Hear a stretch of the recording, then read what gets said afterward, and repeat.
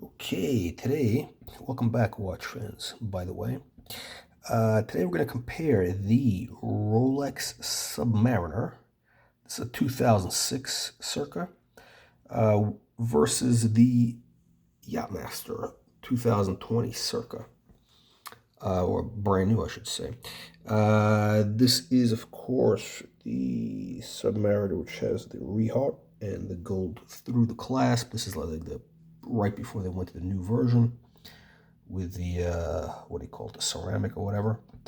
So let's look at these watches, and just for fun, I'm gonna compare the Yachtmaster with a Turnograph, which is really a related watch with a rotating bezel.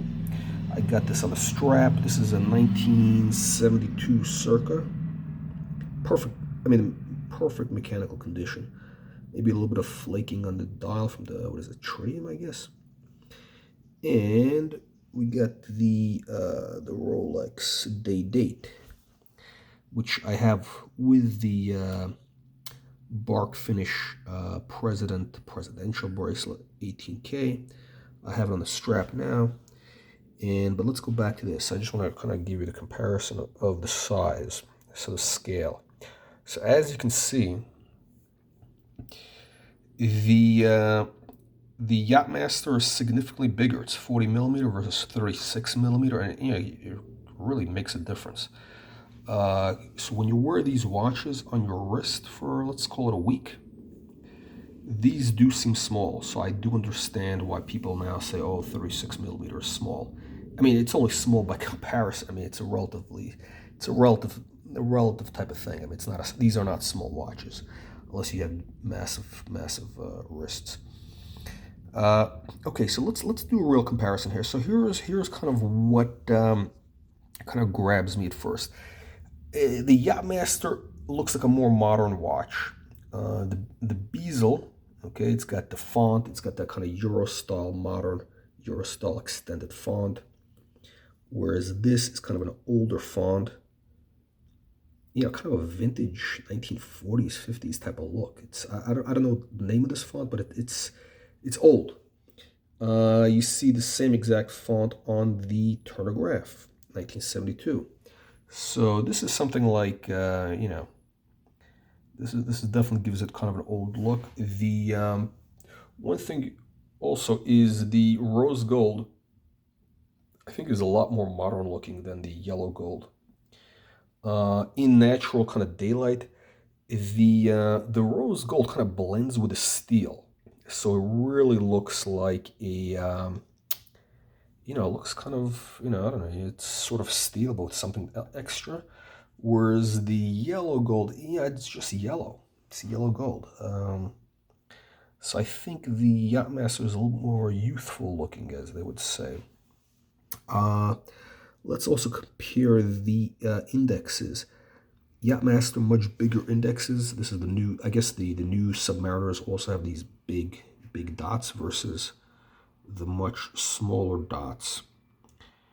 The markers, I guess the markers is what you guys call them. The markers, much smaller on the Submariner, and I do have to say, at night, the larger markers are definitely helpful. So the hands, I think the hands are roughly the same, maybe a little bit bigger on the new one. What else can I tell you about these watches? Okay, so the crown here, this kind of bothers me a little bit. The crown here is stainless steel. Here it's 18K yellow gold. I think it would have been better if they made this a rose gold crown. That's my opinion. Yeah, actually, let's take a look. Look at this. This is the Turnograph, and it does have 18K yellow.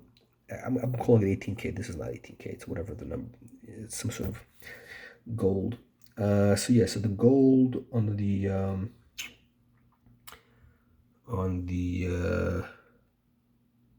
the winding thing over there definitely looks better.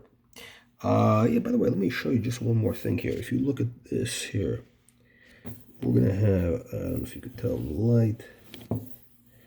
Okay, so here is the difference between these these buckles. So this is the original Rolex buckle.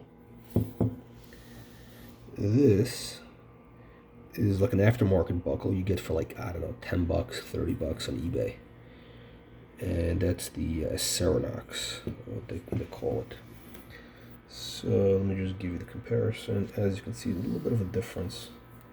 I don't know if I can get in this video, but yeah. This is gold plated, this is real gold.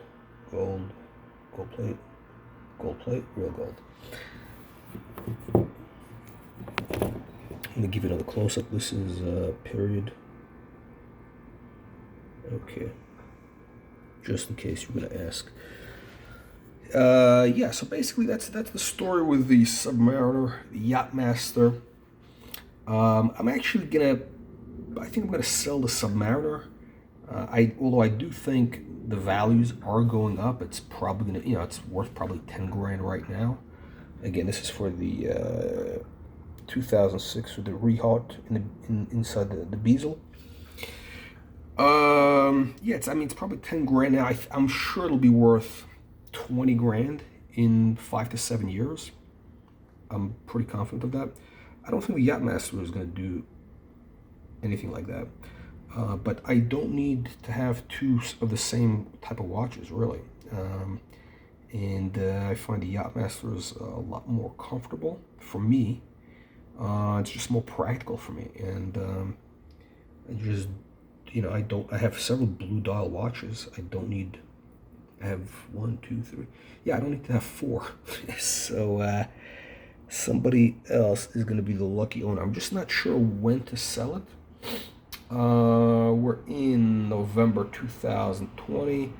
I have a feeling that, the prices might pick up a little bit from here. So I'd like to maybe hold on a few months. But yeah, I do want to kind of trade it. I want to trade this in.